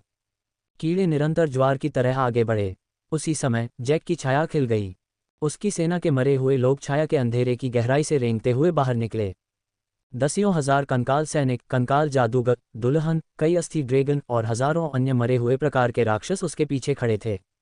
हमला करो, जैक चिल्लाया। उसकी सेना एक अच्छी तरह से प्रशिक्षित सेना की तरह उसके आदेश पर आगे बढ़ी। वे कीड़ों से भिड़ गए। उनके पीछे टाइफॉन को वश में करने आए जागृत करने वाले लोग दहाड़ते हुए आगे बढ़े। वे कीड़ों से भिड़ गए। जैक ने बिना समय बर्बाद किए वह युद्ध के मैदान में भाग गया। उसकी चांदी की तलवारें निर्मम दक्षता के साथ कट रही थीं। जब उसे एहसास हुआ कि उसके हमले कोई नुकसान नहीं कर रहे हैं, तो उसका चेहरा बदल गया। ये कुछ नहीं कर रहा है, मुझे कोशिश करने दो। एम्मा ने अपना स्टाफ उठाया, अपनी अवधारणा का उपयोग करके डार्कनेस एलिमेंटल्स को आदेश दिया। निराशा का पर्दा। झुंड के नीचे की जमीन काली हो गई, क्योंकि एक छायादार धुंध उठी जिसने छोटे कीड़ों को निगल लिया। जबकि अंधेरा उन्हें निगलने में विफल रहा, इसने उन्हें अस्थायी रूप से बांध दिया और वे अपनी प्रगति जारी नहीं रख सके। हमलों की अप्रभाविता ने जैक और एम्मा को आश्चर्यचकित कर दिया। वे कीड़ों से अभिभूत थे और उनके पास अन्य जागने वालों की मदद करने का समय नहीं था। जागने वालों ने अपना हताश संघर्ष जारी रखा। ब्लेड टूट गए और तीर विचित्र जीवों से हानिरहित रूप से टकरा गए। मन की कमी के कारण उनकी ताकत कम हो गई थी। एक एक करके वे गिर गए, भस्म हो गए, कुचल गए या टुकड़े टुकड़े हो गए। चीखें हवा में भर गईं, जो बेरहम झुंड द्वारा जल्दी ही शांत हो गईं। जैक की तेज आंखों ने दो जागने वालों को देखा, दोनों जुड़वां। उसके पास एक विशाल कीड़ा द्वारा खाए जाने वाले थे। वह बिना किसी हिचकिचाहट के आगे बढ़ा। पीछे हटो, उसने कीड़े पर वार करते हुए दहाड़ लगाए। उसके प्रहार ने विचित्र प्राणी को पीछे धकेल दिया। जैक द्वारा बचाए गए जुड़वां बच्चों में से एक गिर गया। जैक ने खुद को उसके और राक्षस के बीच में खड़ा कर लिया। उसने अंधेरे से बनी एक ढाल को बुलाया। कीड़े ने एक शक्तिशाली बल के साथ हमला किया जिससे जैक पीछे की ओर उड़ गया। जब वह जमीन पर गिरा तो उसके कंधे पर एक गहरी चोट से खून की धार बह रही थी। जैक ने अपने दांत पीस लिए। उसका चेहरा पीला और तनावग्रस्त था। छाया और अंधकार उसके चारों ओर अस्वाभाविक रूप से लंबे समय तक फैले हुए थे, मानो जीवित हों। उसने अपनी फिलॉक्ट्री का उपयोग करने की कोशिश की, लेकिन ये सक्रिय नहीं हुआ। उसके चेहरे पर घबराहट छा गई। वह किसी दूसरे शरीर में खुद को पुनर्जीवित नहीं कर सकता था। क्या हो रहा है? कई सेकंड बीत गए जब वह अपनी अनूठी विशेषता सक्रियता की कमी से स्तब्ध था। भ्रष्टाचार फैलने के साथ ही उसके नीचे की जमीन फट गई। दमनकारी माहौल ने उसके अंदर से ताकत को खत्म कर दिया। क्या यह इस वजह से है? उसने अपनी आंखों के सामने स्क्रीन को घूरते हुए सोचा। शून्य आपको भ्रष्ट करता है। शून्य ने आपके अस्तित्व के बीज के एक हिस्से को भ्रष्ट कर दिया है। शून्य, उसे नहीं पता था कि यह कैसे काम करता है। अकादमी में इसे नहीं पढ़ाया जाता था और यह उसका पहला सामना था। धीरे धीरे जैक की क्षमताएं पूरी तरह से बंद हो गईं। वह केवल एक स्तब्ध भाव से देख सकता था क्योंकि एक कीड़ा उसके सिर पर झपट पड़ा था। उसकी कई आंखें भूख से चमक रही थीं। जैक के पास बचने या एम्मा के पास उसकी मदद करने का समय नहीं था। जब वह अन्य जागने वालों को तड़पती हुई घृणा से बचाने की कोशिश कर रही थी तो उसका ध्यान बटा हुआ था। जब उसने अपनी मुट्ठियां भींची तो उसके माथे से पसीना टपक रहा था। उसकी सीमित क्षमताएं टूटने के कगार पर पहुंच गई थीं। जैसे ही जैक को खाया जाने वाला था, थानाटोस उसकी छाया से बाहर आया। उसने जैक को पकड़ लिया और कीड़ा को अपने साथ लेकर भाग गया। नियो, जैक की आवाज़ कर्कश थी और अविश्वास से भरी हुई थी। उसे बहुत कुछ कहना था। वह पूछना चाहता था कि क्या नियो वाकई इतना व्यस्त था कि वह उससे मिलने के लिए 5 मिनट का समय नहीं निकाल सका। क्या सिर्फ जैक ही नियो को अपना दोस्त मानता था? इससे पहले कि वह अपने विचार व्यक्त कर पाता, उसने कुछ नोटिस किया। तुम नियो नहीं हो, मैं हूँ, नियो ने कहा क्योंकि उसने अस्थायी रूप से इंटेंट क्लोन को अपने नियंत्रण में ले लिया था। उसकी आवाज़ शांत थी लेकिन उसमें तत्परता का भार था जिससे बहस की कोई गुंजाइश नहीं थी। जैक के कुछ कहने का इंतजार किए बिना नियो एम्मा की ओर दौड़ा। उसकी हरकतें तेज और निर्णायक थीं, जैसे पानी में ब्लेड से चीरती हुई। मुझे ढंग दो, उसने उससे कहा। समझ गया। उसने बिना कुछ पूछे उसकी बात मान ली। जैसे ही उसने अंधेरे की ओर दीवारें बुलाईं, उसके पैरों के नीचे की जमीन कांप उठी। वे दांतेदार ओब्सीडियन की तरह उठे और कीड़ों के आगे बढ़ते झुंड को रोक दिया। एक पल के लिए युद्ध के मैदान का शोर मंद हो गया क्योंकि तीनों अंधेरे की दीवारों से सुरक्षित थे। नियो जैक के सामने एक अपठनीय भाव के साथ बैठ गया। उसने जैक के शरीर पर फैली बैंगनी दरारों का निरीक्षण किया। क्या तुम अपनी विशेषताओं या क्षमताओं का उपयोग कर सकते हो? उद्धरण चिन्ह अल्पविराम उद्धरण चिन्ह। जैक, हमारे पास समय नहीं है। मैं नहीं कर सकता। जैक की अभिव्यक्ति गंभीर थी। वह नियो की मदद करने के लिए दुनिया के अंत को रोकने के लिए पीछे रह गया था, लेकिन अब लड़ाई शुरू होते ही वह बेकार हो गया था। दरारें धड़कने लगीं और भ्रष्टाचार के और फैलने पर जैक का शरीर कुछ देर के लिए ऐंठ गया। इस बीच एम्मा की स्थिति गंभीर होती गई। कीड़ों के अथक हमले से अंधेरे की दीवारें टूटने लगीं। एक ने उसे तोड़ दिया और भयानक गति से उस पर झपट्टा मारा। वह मुश्किल से बच पाए और एक छाया भाले से जवाबी हमला किया जिसने उस जीव को दीवारों से बाहर धकेल दिया। नियो की नज़र उसकी ओर गई। थोड़ा और रुको। एम्मा ने अपने दांत पीस लिए। थकावट के कारण उसके पैर कांप रहे थे। मेरी चिंता मत करो, बस अपने काम पर ध्यान दो, उसने बुदबुदाते हुए कहा। टूटी हुई दीवार की जगह दूसरी दीवार खड़ी कर दी। नियो के हाथ जैक की छाती पर रखे हुए हल्के से चमक रहे थे। चिंता मत करो, तुम्हारी क्षमताएं ठीक हो सकती हैं, नियो ने कहा। तुम्हारा अस्तित्व का बीज शून्य द्वारा दूषित हो गया है, इसलिए तुम कुछ भी उपयोग नहीं कर सकते। अपनी स्थिति की जांच करो, तुम्हें शून्य आत्मीयता प्राप्त कर लेनी चाहिए थी। अब तुम्हें अपनी सभी क्षमताएं वापस पाने के लिए फिर से नीचे से शुरू करने की आवश्यकता है। कोई भी शून्य आत्मीयता के साथ पैदा नहीं हुआ था। केवल शून्य द्वारा दूषित लोगों को शून्य आत्मीयता प्राप्त हुई। जब ऐसा हुआ तो जागृतिकर्ताओं की क्षमताएं शून्य हो गईं। भ्रष्ट होने के बाद गॉडब्लड को फिर से जगाया जा सकता था, लेकिन इसे हासिल करना मुश्किल था। थानाटोस ने जैक को सब कुछ समझाया। अब यहाँ तुम्हारी ज़रूरत नहीं है, वापस जाओ, उसने कहा। शैडो सुप्रीम तुम्हें एक अलग दुनिया में भेज देगा। नहीं, जैक ने जबड़े को भींचकर जवाब दिया। वह वहाँ मरने के लिए तैयार था। इसके अलावा वह बता सकता था कि नियो भी भागने वाला नहीं था। मैं नहीं पूछ रहा था, यह एक आदेश था। थानाटोस ने जैक के कंधे पर अपना हाथ रखा और उसकी विशेषता माइंड कंट्रोल को सक्रिय किया। माइंड कंट्रोल माइंड इन्विजन विशेषता का विकसित संस्करण था जिसे उसने एनोमली #33 से लिया था। दिव्य ऊर्जा थानाटोस के हाथ से बहकर जैक के माथे में समा गई। इस दुनिया को छोड़ दो। नहीं नहीं। जब जैक माइंड कंट्रोल का विरोध करने में कामयाब हो गया तो थानाटोस ने भौहें सिकोड़ लीं। उसके चेहरे पर झिझक दिखाई दी। वह मन पर नियंत्रण की शक्ति बढ़ा सकता था, लेकिन इससे जैक के मस्तिष्क को स्थायी क्षति होने की संभावना अधिक थी। मन पर नियंत्रण की यह विनाशकारी प्रकृति ही थी जिसके कारण थानाटोस ने शायद ही कभी इस विशेषता का उपयोग किया हो। ये व्यक्ति के मस्तिष्क को भून देता और लगभग हर बार उसे बेवकूफ़ बना देता। जैक, एम्मा ने मुड़कर उससे बात की। उसने देखा था कि नियो क्या करने की कोशिश कर रहा था। कृपया चले जाओ। नहीं, मैं नहीं जाऊंगी। जैक के प्रतिरोध को देखते हुए एम्मा ने अपने होंठ काटे। मुझे खेद है, उसने फुसफुसाते हुए कहा। उसने अपनी अवधारणा का उपयोग किया और अंधकार को बुलाया। अंधकार का उपयोग करके उसने जैक की मानसिक सुरक्षा को कम करने की कोशिश की, जिससे थानाटोस का मन नियंत्रण ठीक से काम करने लगा। जैक की आंखें धुंधली हो गईं। उसने अपना मुंह खोला। मैं जाना चाहता हूँ। मन पर नियंत्रण के बावजूद वह शब्दों को न कहने के लिए संघर्ष कर रहा था। हालांकि ये बेकार था। उद्धरण चिन्ह डॉट डॉट डॉट। वापस तीनों के बगल में छाया से बना एक दरवाज़ा दिखाई दिया। इसकी सतह तरल अंधकार की तरह लहरा रही थी। पोर्टल के मूर्त रूप लेने पर दमनकारी हवा थोड़ी सी हिलती हुई प्रतीत हुई, अराजकता के बीच आशा की एक किरण प्रदान की। हालांकि केवल नियो और जैक ही इसका उपयोग कर सकते थे। बिना समय बर्बाद किए थानाटोस ने जैक को पकड़ लिया और उसे दरवाजे से बाहर फेंक दिया। जैक के पास प्रतिक्रिया करने का समय ही नहीं था क्योंकि छाया ने उसे घेर लिया था, उसे अज्ञात में खींच लिया। दरवाज़ा उसके पीछे एक हल्की गूंजती हुई आवाज़ के साथ बंद हो गया, जिससे उसके अस्तित्व का कोई निशान नहीं बचा। एम्मा के तनावग्रस्त कंधे थोड़े ढीले हो गए और उसके चेहरे पर राहत की एक झलक दिखाई दी।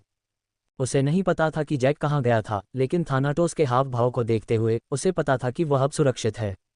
हालांकि उनके चारों ओर कीड़ों के घूमते हुए समुद्र ने उसे अपने विचारों पर विचार करने का ज्यादा समय नहीं दिया। अचानक उन्हें बचाने वाली अंधेरे की दीवार एक विस्फोटक दरार के साथ टूट गई। कीड़े आगे बढ़े, उनकी चीखें बहरा कर देने वाली थीं। थानाटोस ने तुरंत प्रतिक्रिया की, एम्मा को अपनी बाहों में उठाया और हमले से बचने के लिए पीछे की ओर छलांग लगाए। क्या तुम भी नहीं जा रही हो? एम्मा ने पूछा। नहीं, थानाटोस ने दृढ़ स्वर में उत्तर दिया। यह मेरी दुनिया है। मैं या तो इसे बचा लूंगा या इसके साथ मर जाऊंगा। क्या ये जैक की दुनिया नहीं है? हाँ, लेकिन मैं एक पाखंडी हूँ। एम्मा ने अपनी स्थिति की गंभीरता के बावजूद हल्के से हंसी। वह तुरंत लड़ाई में वापस नहीं लौटी। इसके बजाय वह सांस लेने के लिए चट्टानी दीवार के सहारे झुक गई, जबकि थानाटोस ने कीड़ों को दूर रखा। उसकी तलवार तूफान की तरह हिल रही थी। तुम जैक को दूर भेजने के लिए बेताब थे, लेकिन तुम्हें परवाह नहीं है कि मैं यहाँ मर जाऊं, थानाटोस ने अचानक कहा। उद्धरण चिन्ह अल्पविराम प्रश्नवाचक चिन्ह उद्धरण चिन्ह। मैं सच कह रहा हूँ, उसने जारी रखा। क्या तुम मुझसे नफरत करती हो? एम्मा ने धीरे से हंसते हुए अपना सिर हिलाया और पर्याप्त आराम करने के बाद अपनी छड़ी वापस ले ली। जैसे ही वह लड़ाई में फिर से शामिल होने के लिए आगे बढ़ी, उसने अपने हथियार को घुमाते हुए अंधेरे की नसों को छोड़ दिया जो कीड़ों पर हमला करती थीं। हाँ, मैं तुम्हें पसंद नहीं करती, उसने स्वीकार किया। ऐसा इसलिए है क्योंकि मुझे लगता है कि जैक को मेरी परवाह करने से ज्यादा तुम्हारी परवाह है। थानाटोस अभी भी नियो के नियंत्रण में था। उसने एक कीड़े के हमले को रोकते हुए हंसी। तुम एक ईर्ष्यालु पत्नी की तरह लगती हो, एम्मा ने मुस्कुराते हुए जीवों की लहर पर जवाबी हमला किया। और तुम एक घमंडी गधे की तरह लग रहे हो। हाँ, थानाटोस ने मुस्कुराते हुए कहा। ईमानदारी से कहूँ तो मैं भी तुम्हें पसंद नहीं करता। जैक निराश होने वाला है क्योंकि उसने सभी को मरने के लिए छोड़ दिया है, खास तौर पर तुम, जिसकी वह बहुत परवाह करता था। क्या वह तुम्हारी भी चिंता नहीं करेगा? एम्मा ने जवाब दिया। नहीं, वह नहीं करेगा, थानाटोस ने कहा, क्योंकि मैं अमर हूँ। गंभीर स्थिति के बावजूद दोनों लड़ते हुए मजाक करते रहे, एक दूसरे पर चुटकुले और अपमान फेंकते रहे। थानाटोस ने जानबूझकर ऐसा किया। वह नहीं चाहता था कि एम्मा अपने अंतिम क्षणों में पछतावे में डूब जाए। वह उसकी रक्षा नहीं कर सकता था, कम से कम वह ये सुनिश्चित कर सकता था कि वह अपने अंतिम क्षणों से पहले हंस रही हो। उसकी आंखों के सामने एम्मा के अंगों को कीड़ों ने चीर दिया। एम्मा, थानाटोस ने दहाड़ लगाए। उसने कीड़ों को पीछे धकेलते हुए और भी जोर से लड़ाई की, लेकिन तब तक बहुत देर हो चुकी थी। वह चली गई थी। कुछ ही क्षणों बाद उसका अपना शरीर चकनाचूर हो गया। कीड़ों ने उस पर हमला कर दिया और उसे खा लिया। Dot dot dot. Awakener association मुख्यालय, तुर्की। थानाटोस ने सांस लेने के लिए हौंफना शुरू कर दिया। टूटे हुए मुख्यालय की खून से सनी दीवारों के सहारे झुकते ही उसकी छाती धड़क उठी। उसका दाहिना हाथ नष्ट हो गया था, जो बेकार में उसकी बगल में लटका हुआ था। उसके चारों ओर जमीन पर जागने वालों की लाशें बिखरी हुई थीं। उनके चेहरे दर्द और दृढ़ संकल्प के भावों में जमे हुए थे। नुकसान के बावजूद जागने वालों ने हार नहीं मानी। अरेस और क्रोनोस की मृत्यु के बाद भी वे लगातार लड़ते रहे, निराश होने से इनकार करते रहे। थानाटोस ने अपने दांत पीस लिए और अपने बचे हुए हाथ से तलवार उठाए। तलवार तनाव के कारण कांप उठी, लेकिन उसका संकल्प वही रहा। दिव्य तलवारबाजी, सातवां रुख, टेनरायजान। तलवार तेजी से गिरी। इसमें इतनी ताकत थी कि यह एक पहाड़ी को समतल कर सकती थी। लेकिन कीड़े मकोड़े बेकाबू थे। उनके विचित्र रूप ने आसानी से वार को झेल लिया। नहीं, अभी, थानाटोस ने सोचा। उसकी दृष्टि धुंधली हो गई। उसने तलवार को और कसकर पकड़ लिया, अपनी बची हुई पूरी ताकत से फिर से वार किया। गया और कुछ जीवित जागृत करने वाले अभी भी मुख्यालय के अंदर थे। उसे उनकी रक्षा करनी थी। उसे लाइन पकड़नी थी। एक बहुत बड़ा कीड़ा उसके पेट में घुस गया, जिससे वह फटी दीवारों में उड़ गया। जैसे ही वह जमीन पर गिरा, उसकी तलवार उसकी पकड़ से फिसल गई। उसके मुंह से खून टपक रहा था। अपनी चोटों के बावजूद थानाटोस ने अपने दांत पीस लिए और खुद को अपने पैरों पर खड़ा किया। उसके पैर कांप रहे थे, वह थक गया था। उसने अपनी तलवार को कसकर पकड़ लिया, उसकी धार बची हुई ऊर्जा से हल्की सी चमक रही थी। आवाज हर दिशा से गूंज रही थी। ये दर्दनाक चीखों की एक अलौकिक कर्कश ध्वनि की तरह लग रही थी, जैसे कि चाकबोर्ड पर कीलें घिस रही हों। यह आवाज़ असहनीय थी और थानाटोस के कानों से खून बहने लगा। वह सिहर उठा। चुप रहो, उसने कहा। थानाटोस, जो अब नियो के नियंत्रण में था, ने जल्दी से स्थिति का जायजा लिया। उसकी नज़र भीड़ पर पड़ी, फिर वापस दूर से मंडराते हुए 5 खंभों वाले व्यक्ति पर। उसने अपनी तलवार उठाई और उसे कीड़ों के तड़पते हुए समूह पर तान दिया। तुम्हारा मतलब है कि मैं क्यों लड़ता हूँ? उसने हाँफते हुए कहा। ये तुम्हें मारने के लिए है। तुम नहीं कर सकते, आवाज़ ने पलटकर जवाब दिया। इसका लहजा मजाक और तिरस्कार का मिश्रण था। उस विश्व समय मंत्र को सक्रिय करने के लिए बहुत अधिक ऊर्जा की आवश्यकता होती है। इसीलिए तुम लोग वर्ल्ड कोर को ही बैटरी की तरह इस्तेमाल कर रहे थे। लेकिन अब, इस दुनिया की ऊर्जा, इसका मन गायब हो गया है। आवाज़ रुक गई। उसकी भयावह हंसी युद्ध के मैदान में गूंज उठी। क्या तुम कह रहे हो कि तुम अकेले ही इसके लिए पर्याप्त मन पैदा कर सकते हो? थानाटोस की तलवार पर पकड़ मजबूत हो गई। उसने अपने जबड़े को कस लिया, अपने शरीर में बैंगनी दरारों से फैलती सुन्नता को अनदेखा करते हुए। तो ये टाइफॉन था, उसने जवाब दिया। क्या केवल वह शापित कमीना ही भविष्य के बारे में जानता था? मन के बच्चे की बदौलत, थानाटोस ने कहा। उसी ने तुम्हें वर्ल्ड टाइम स्पेल के बारे में बताया होगा और हमें कैसे बाहर निकालना है। आवाज़ एक पल के लिए झिझकी। ऊपर बदलते बादल और भी काले हो गए, मानो उसकी बढ़ती हताशा को दर्शा रहे हों। लेकिन फिर वह फिर से हंसा, पहले से ज्यादा जोर से और ज्यादा खतरनाक ढंग से। तो क्या? उसने उपहास किया। तुम अब इसके बारे में कुछ नहीं कर सकते। लेकिन थानाटोस की निगाहें डगमगाई नहीं। उसने हार नहीं मानी थी। यह महसूस करते हुए आवाज़ और भी क्रोधित हो गई। क्रोधित होकर उसने अपने शरीर के विस्तार कीड़ों को थानाटोस को फाड़ने का आदेश दिया। Dot dot dot. नियो ने भौहें सिकोड़ी। दोनों इंटेंट क्लोन के साथ संबंध टूट गया था। अरे, उसने अपनी सांस के नीचे बड़बड़ाया। उसकी तलवार पर उसकी पकड़ मजबूत हो गई। उत्तरी ध्रुव की ओर उठाया गया उसका हर कदम पिछले कदम से भारी लग रहा था, क्योंकि थकावट ने उसे जकड़ लिया था। उजाड़ टुंड्रा की कड़कड़ाती ठंड ने उसे घेर लिया, लेकिन उसने इस पर ध्यान नहीं दिया। बर्फ के टुकड़े धीरे धीरे गिर रहे थे। उनकी पवित्रता दुनिया भर में फैल रही अराजकता और भ्रष्टाचार के विपरीत एक क्रूर विपरीत थी। भूमि पर भयानक सन्नाटा था, सिवाय दूर से उसे शिकार करने वाले कीड़ों की कर्कश चीखों के। वह किसी को नहीं बचा सका। मानो उसके प्रयासों का मजाक उड़ाते हुए उसकी आंखों के सामने एक पारदर्शी स्क्रीन टिमटिमाती हुई दिखाई दी। 80% आबादी मर चुकी है। क्वेस्ट, दुनिया का अंत देखें, पूरा हो चुका है। इनाम, level up mind invasion X3। Notification उसकी आंखों के सामने ही रहा। यह उसकी असफलताओं की एक कड़वी याद थी। विशेषता, माइंड इन्वेजन पहले से ही अधिकतम स्तर पर है। XP को परिवर्तित किया जाएगा और माइंड इन्वेजन के विकसित संस्करण को लेवल अप करने के लिए उपयोग किया जाएगा। Mind control, grade 3 mythic. प्रगति 30%, 90%। नियो को एंजल की हंसी की आवाज़ सुनाई दी, जब उसकी अभिव्यक्ति लड़खड़ा गई। उस समय एक कीड़ा उसके पास पहुंचने में कामयाब रहा और उसके हाथ को काट लिया। उसने घाव को फिर से भरने के लिए अपने आशीर्वाद का उपयोग करने से पहले क्षतिग्रस्त हिस्से को काट दिया। जैसे जैसे वह खुद को ठीक करता जा रहा था, उसकी सांसें भारी होती जा रही थीं। हालांकि उसके पास कोई और विकल्प नहीं था। कीड़ों से लड़ने के लिए उसे अपनी सबसे अच्छी स्थिति में रहने की ज़रूरत थी। उसने अपने खाली दिव्य ऊर्जा भंडार को फिर से भरने के लिए एसेंस ब्रीथ स्पेल का उपयोग करने की कोशिश की। ये बेकार था। दुनिया का केंद्र भ्रष्ट हो जाने के कारण अब और मन उत्पन्न नहीं कर सकता था। हवा में कोई ऊर्जा मौजूद नहीं थी जिसे नियो अवशोषित कर सके। बिना आराम किए उत्तर की ओर बढ़ते हुए दिन बीतते गए। शून्य तुम्हें भ्रष्ट करता है। शून्य तुम्हें भ्रष्ट करता है। शून्य तुम्हें भ्रष्ट करता है, शून्य तुम्हें भ्रष्ट करता है, शून्य तुम्हें भ्रष्ट करता है, शून्य तुम्हें भ्रष्ट करता है। उसके अंगों पर बैंगनी दरारें फैलती रहीं, लेकिन नियो ने उनकी अनदेखी की। उसके पास शून्यता का आकर्षण था क्योंकि वह बहुत पहले से शून्यता से संक्रमित था। ये संभवतः तब हुआ जब शून्यता की खिड़की ने हेफेस्ट कबीले को मिटा दिया। जैक के विपरीत नियो अपनी सभी क्षमताओं को नहीं खोएगा। हालांकि तुम्हारा क्या ख्याल है कि तुम कब तक टिक पाओगे?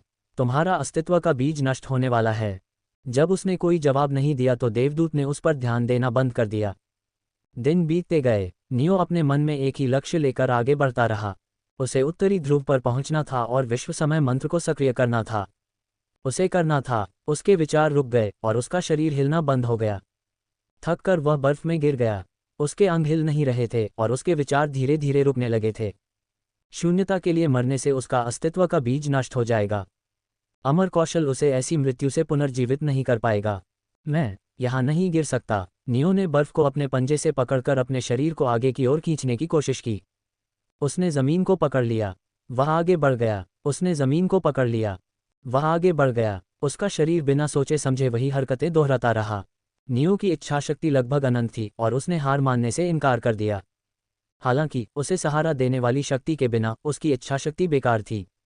नियो की त्वचा पर बैंगनी दरारें पूरी तरह से ढक गई थीं। 4 दिन बाद उसका शरीर चकनाचूर हो गया और वह मर गया। अल्पविराम डॉट आयामों का अंतर, छाया दुनिया और पृथ्वी आयाम के बीच। जैक एक खाली जगह में दिखाई दिया। धीरे धीरे उसकी धुंधली आंखों में स्पष्टता लौट आई। वह मुड़ा जहां से वह आया था, छाया के दरवाजे को खोजने की उम्मीद में। हालांकि ये वहां नहीं था। उसने अपने चेहरे को दोनों हाथों से ढांक लिया। आ उसकी आंखों में निराशा की झलक थी और वह कराह रहा था। उसके नाखून उसकी त्वचा में धंस गए और वह बिना ये जाने कि वह क्या कर रहा है, अपने बाल नोचने लगा। उसका दिमाग अस्त व्यस्त था और वह शारीरिक दर्द को समझ नहीं पाया। हर किसी को खोने का दर्द उसे तोड़ रहा था। जैक के सामने एक मानव आकार की गुड़िया प्रकट हुई। उसने अपना हाथ उसके हाथ पर रखा और एक विदेशी शक्ति उसके हाथ से जैक के सिर में प्रवेश कर गई। शांत हो जाओ। तुरंत जैक की आंखों में स्पष्टता लौट आई। उसके दिमाग में घूम रही अराजकता शांत हो गई। उसने अपने सामने गुड़िया को देखा। हम JH-48 हैं, शैडो वर्ल्ड के गेटकीपर। उसने अपना परिचय दिया। चूंकि तुम शैडो वर्ल्ड छोड़ चुके हो, इसलिए हम तुम्हें भेजेंगे। मुझे शैडो वर्ल्ड में वापस भेज दो, कृपया, जैक ने विनती की। यह संभव नहीं है। मैं वह सब कुछ करूंगा जो शैडो सुप्रीम मुझसे चाहेगा। बस मुझे वापस भेज दो। मैं उन सभी को मरने नहीं दे सकता। हम ऐसा नहीं कर सकते। जैक चिल्लाया या गुस्सा नहीं हुआ। JH-48 ने अपनी भावनाओं को शांत करने के बाद वह स्पष्ट रूप से सोच सकता था और वह समझ गया कि उस पर चिल्लाने से केवल दूसरा पक्ष उसकी मदद करने से हिचकिचाएगा। इसके अलावा JH-48 ने उसे उलझन भरी निगाहों से देखा। तुम इतना आश्वस्त क्यों हो कि सभी मर जाएंगे? एक बात तो यह है कि नियो हारग्रेव्स निश्चित रूप से जीवित रहेगा। JH-48 को उसकी बातों पर पूरा भरोसा था। वह अमर है। अल्पविराम छाया जगत। नियो का शरीर धूल में मिल गया। उसकी आत्मा और कोर का भी यही हश्र हुआ। यही बात उसके अस्तित्व के बीज के साथ भी हुई जब अचानक कुछ आश्चर्यजनक हुआ। उसके अस्तित्व के बीज का आधे से थोड़ा कम हिस्सा अभी भी बचा हुआ था। शून्य से भ्रष्टाचार फिर से भड़क उठा। उसका अस्तित्व का बीज, जो अब अपने मूल आकार का 1/4 रह गया था, फिर से सिकुड़ गया। हालांकि किसी कारण से इसे पूरी तरह से नष्ट नहीं किया जा सका। यह उसके अस्तित्व के बीज के मूल आकार का 1/8 रह गया। यही बात बार बार दोहराई जाती रही। पूरी तरह से मिटने के बजाय नियो के अस्तित्व के बीज का एक छोटा सा हिस्सा फिर से कम होने से पहले बना रहा। अनंत वर्तमान में कौशल ग्रेड 2 के शिखर पर था। इसने सभी प्रकार के हानिकारक प्रभावों और क्षतियों को 40% तक कम कर दिया। ये समझने के लिए कि यह नियो के अस्तित्व के बीज को नष्ट होने से कैसे बचा रहा था, किसी को ये समझना होगा कि भ्रष्टाचार किसी को कैसे मारता है। उदाहरण के लिए, शून्यता के भ्रष्टाचार की तुलना बंदूक से की जा सकती है। अगर किसी के दिल पर गोली लग जाए तो उसकी मौत का कारण क्या होगा? गोली या रक्त पंप करने वाले दिल का रुक जाना। कोई कह सकता है कि व्यक्ति की मौत गोली लगने से हुई, लेकिन दिए गए उदाहरण में वास्तविक कारण जीवित रहने के लिए आवश्यक महत्वपूर्ण अंग को नुकसान पहुंचने के कारण हुई मौत थी। आखिरकार, अगर दिल को बचाया जा सकता था तो व्यक्ति नहीं मरेगा, लेकिन अगर दिल रुक जाता तो व्यक्ति की मौत गोली लगने के बाद भी हो जाती। नियो की वर्तमान स्थिति के लिए भी यही स्थिति थी। गोली भ्रष्टाचार थी और उसका दिल उसका अस्तित्व का बीज था। शून्य का भ्रष्टाचार नियो के लिए प्रतिरोध करने के लिए बहुत मजबूत था। इसने उसके अस्तित्व के बीज को पूरी तरह से नष्ट कर दिया। या ऐसा होना चाहिए था। शून्य का भ्रष्टाचार और उसके अस्तित्व के बीज का विनाश दो अलग अलग घटनाएं थीं। वे संबंधित घटनाएं थीं, लेकिन फिर भी वे अलग थीं। इटर्नल ने शून्य के भ्रष्टाचार को 40% तक कम कर दिया।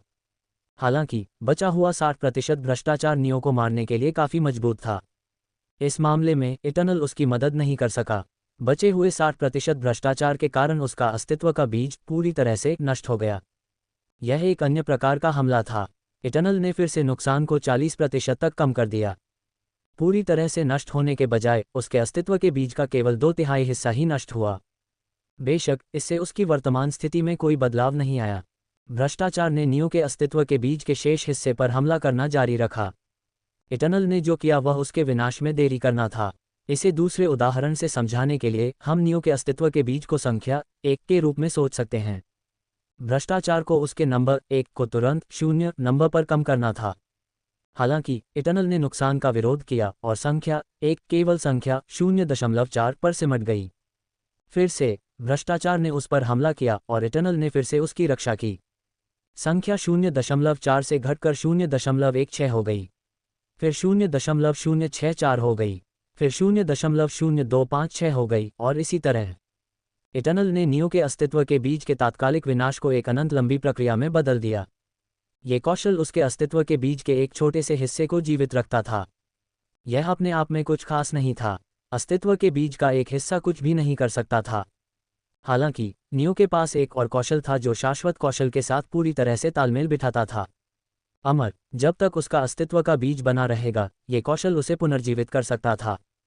शेष समय 11 घंटे 59 मिनट, शेष समय 11 घंटे 58 मिनट, शेष समय 11 घंटे 56 मिनट, शेष समय 11 घंटे, शेष समय 10 घंटे, शेष समय 6 घंटे, शेष समय 4 समय ओपनिंग स्क्वायर ब्रैकेट अल्पविराम डॉट क्लोजिंग स्क्वायर ब्रैकेट, शेष समय 00 घंटे 00 मिनट, शेष समय 11 घंटे 59 मिनट, शेष समय 11 घंटे 58 मिनट, शेष समय 11 घंटे 56 मिनट, शेष समय 11 घंटे, शेष समय 10 घंटे, शेष समय 6 घंटे, शेष समय 4 समय ओपनिंग स्क्वायर ब्रैकेट अल्पविराम डॉट क्लोजिंग स्क्वायर ब्रैकेट, शेष समय 00 घंटे 00 मिनट। आपकी मृत्यु के बाद से 12 घंटे बीत चुके हैं। आपको बलपूर्वक पुनर्जीवित किया जाएगा। नियो के अस्तित्व के बीज से शक्ति का एक उछाल फूट पड़ा। इसने अस्तित्व के बीज को घेर लिया और अस्तित्व का बीज फिर से उगने लगा। फिर उसकी आत्मा भौतिक हो गई, जैसे टूटे हुए कांच के टुकड़े फिर से एक साथ चिपक गए हों। हड्डियां दिखाई दी, उसके बाद अंग, मांसपेशियां, नसें और अंत में त्वचा और बाल। नियो ने दम तोड़ दिया। उसने आश्चर्य से अपनी भुजाओं को देखा। क्या ये काम कर गया? यही मुख्य कारण था कि उसने शाश्वत कौशल चुना था। हालांकि उसे यकीन नहीं था कि यह काम करेगा, और उसने इससे जुड़े खतरों के कारण इसे कभी आजमाया नहीं था। कैसे? देवदूत की आवाज़ नियो के कानों में घुसी। तुम कैसे जीवित हो? उसने अपने कीड़ों को उसे खाने का आदेश दिया। नियो ने उनके हमला करने का इंतजार नहीं किया और वापस लड़ा। कीड़ों से घिरे होने के कारण वह उचित प्रतिरोध किए बिना ही जल्दी से खा लिया गया। हालांकि वही स्थिति दोहराई गई। इटर्नल ने अपने अस्तित्व के बीज को नष्ट होने से बचाया। और शेष समय 00 घंटे 00 मिनट। आपकी मृत्यु के 12 घंटे बीत चुके हैं। आपको बलपूर्वक पुनर्जीवित किया जाएगा। आप कैसे जीवित हैं? जैसे ही वह पुनर्जीवित हुआ, कीड़ों के समुद्र ने उस पर हमला कर दिया। पिछली बार के विपरीत वह जल्दी से एक मुद्रा में आ गया, लेकिन वह ज़्यादा कुछ नहीं कर सका। शेष समय 00 घंटे 00 मिनट। आपकी मृत्यु के 12 घंटे बीत चुके हैं। आपको बलपूर्वक पुनर्जीवित किया जाएगा। जैसे ही वह पुनर्जीवित हुआ, उसने शैडो मूवमेंट स्पेल को सक्रिय किया और उत्तरी ध्रुव की ओर बढ़ गया। उसका लक्ष्य एंजल से लड़ना नहीं था, ये विश्व समय मंत्र को सक्रिय करना था। कीड़ों ने उसे पकड़ लिया और उसके शरीर को चीर डाला। शेष समय 00 घंटे 00 मिनट। आपकी मृत्यु के 12 घंटे बीत चुके हैं। आपको बलपूर्वक पुनर्जीवित किया जाएगा। उसने बेल्ज़ेबब को कीड़ों का समय खाने का आदेश दिया। कैटरपिलर उसके साथ पुनर्जीवित हो गया। उसने राक्षसों से समय चूसना शुरू कर दिया। हालांकि चाहे उसने कितना भी समय खाया हो, ऐसा नहीं लगा कि इसका कोई असर हो रहा है। अरे, ये चीजें कितनी पुरानी हैं। नियो ने अपनी सांस में शाप दिया क्योंकि एक विशाल कीड़ा उसे कुचल रहा था।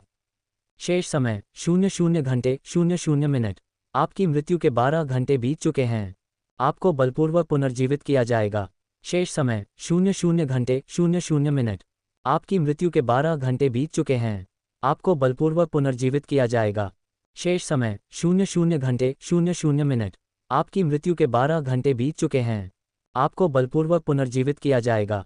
स्थिति फिर से दोहराई गई। और फिर से देवदूत चिढ़ने लगा। चाहे उसने कितना भी हमला किया हो, नियो पुनर्जीवित हो गया और वह उत्तरी ध्रुव की ओर बढ़ता रहा। और वह मजबूत होता जा रहा था।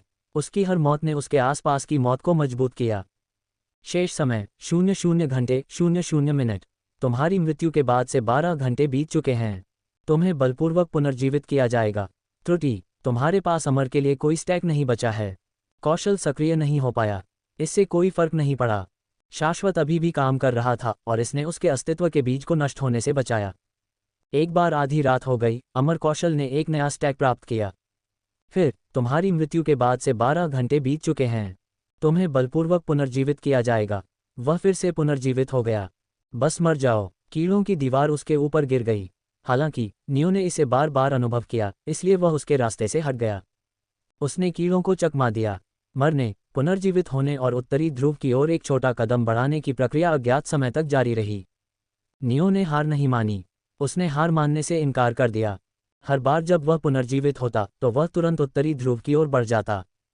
भले ही वह जल्दी ही मारा गया, भले ही हर बार उसकी प्रगति छोटी थी, वह आगे बढ़ता रहा, कदम दर कदम, अथक रूप से। लेकिन एक दिन उसे एक और संदेश मिला।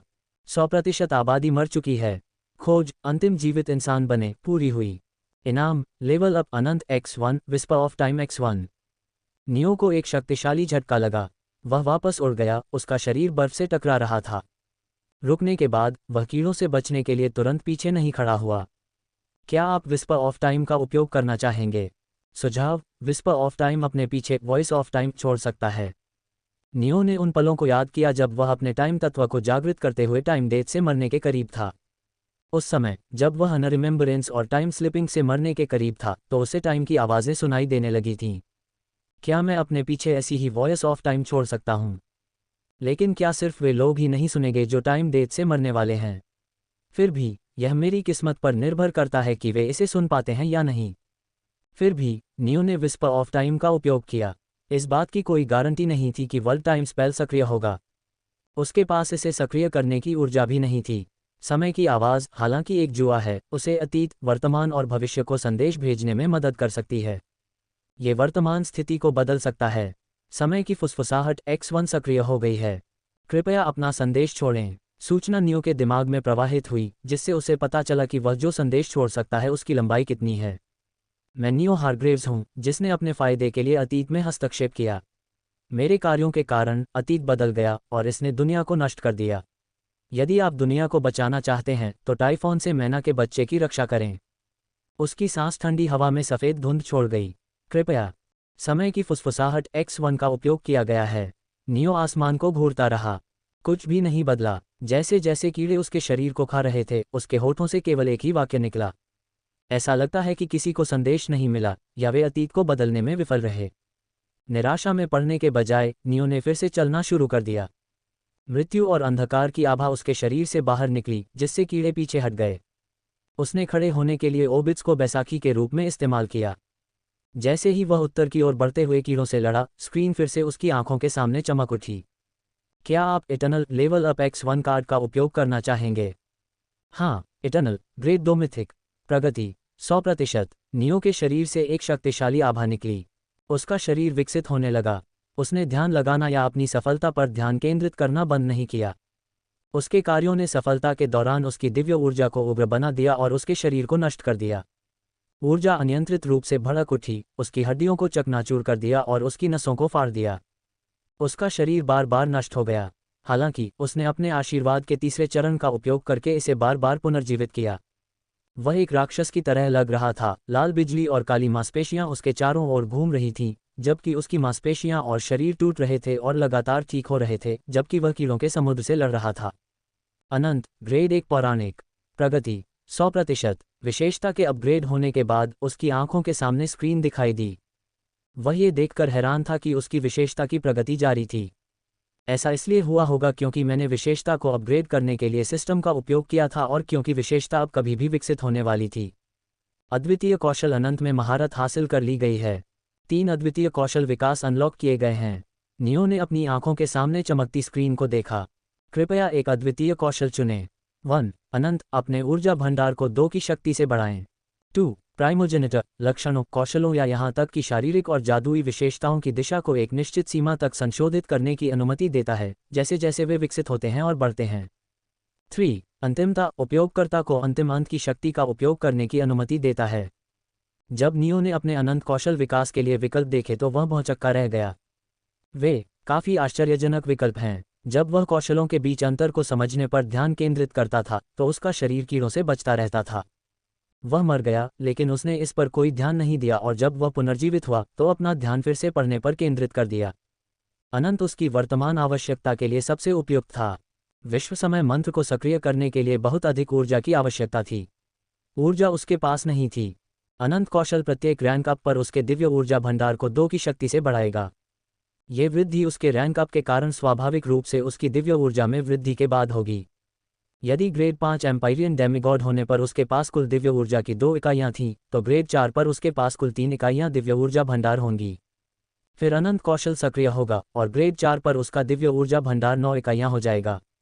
जबकि अन्य डेमिगॉड के पास ग्रेड 4 एम्पायरियन में दिव्य ऊर्जा भंडार की केवल 3 इकाइयाँ होंगी, नियो के पास 9 इकाइयाँ होंगी। यह एक बहुत बड़ा अंतर था। ग्रेड 3 एम्पायरियन में दूसरों की दिव्य ऊर्जा 3 से 4 इकाइयों तक बढ़ जाएगी। नियो की दिव्य ऊर्जा 9 से 10 हो जाएगी। अनंत सक्रिय हो जाएगा। अनंत कौशल की बदौलत ग्रेड 4 एम्पायरियन डेमिगॉड में उसके पास 100 इकाइयाँ दिव्य ऊर्जा होंगी। नियो और अन्य के बीच का अंतर उसके प्रत्येक रैंक के साथ बढ़ता रहेगा। जब मैं ग्रेड 5 से ग्रेड 4 तक ऊपर जाऊंगा तो अनंत कौशल भी अपग्रेड हो जाएगा।